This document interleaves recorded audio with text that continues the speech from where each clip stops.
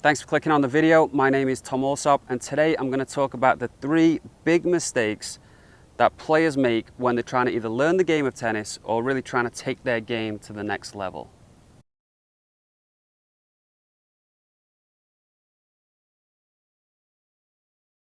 So the first mistake that people make is to think that they need to learn the right technique or that there is a right technique. And as we watch YouTube videos and people are showing you stuff like the next gen forehand that I keep mentioning in every video right now, but just some like advanced technique, they think that they have to learn the right way to hit the ball or they're going to develop bad habits. And bad habits, in my opinion, get developed from people trying to attempt the advanced technique and not really having the skill to execute it. So I'm going to use the serve as an example of what I'm talking about. If you're a beginner, 3-0, 3-5, something like that, you're not super advanced, you're probably going to use an Eastern grip. And if you were to serve like this, without using a continental, someone might say, well, you're going to develop bad habits from doing that. But you don't develop bad habits from doing something so simple. There's nothing wrong with that stroke. It's just a basic way of serving. So what develops bad habits and stops you progressing as a tennis player is having a limited amount of ability and thinking that you have to use a continental grip to serve because that is the right way of serving. That's what all the best players are doing. That's what all the pros are doing. So you're thinking, well, I got to use this grip. Everyone's telling me I got to use this grip, but you don't really have the throw motion. Your timing's a little bit off. And then before you know it, to make this grip work, we now have to kind of skyhook it in or do something weird to manipulate our body and the racket to control the tennis ball with this sort of counterintuitive grip. Now, the second mistake that people make is thinking that because you want to get better, you want to reach your potential, you want to reach your goals, that you need to do the right things straight away. And again, the right thing for you and the right thing for me and the right thing for a beginner is going to be completely different. And you don't get to where you want to get to any faster by skipping steps and doing the advanced thing straight away. All you do is develop bad habits again. Simply, we make better progress when we try to learn something through incremental adjustments rather than skipping steps and just going straight for, well, we want to be here, so let's work on that.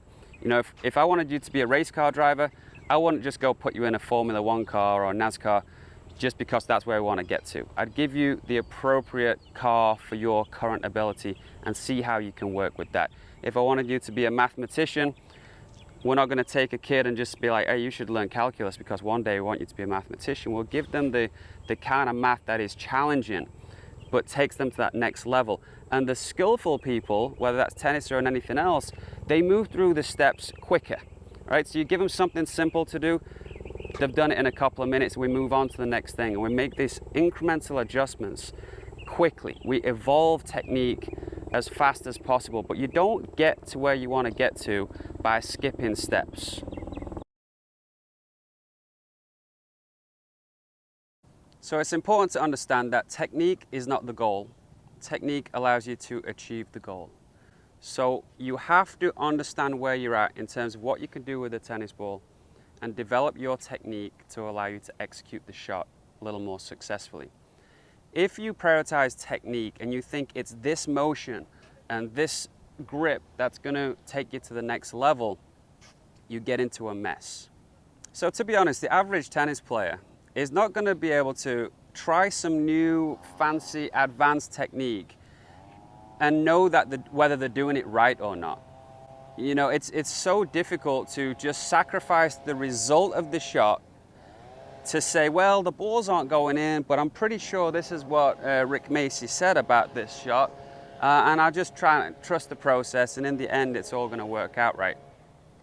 I think it's difficult for people to know what to work on because there's so many videos out there of people showing like the next gen forehand or whatever. And you're also like, most people aren't qualified to do a complex stroke and to know whether you're doing it right, to know whether that you're executing the technique. So I always say technique is not the goal. Technique allows you to achieve the goal. So like when you're on court, you're trying to hit it deeper or you're trying to hit it harder.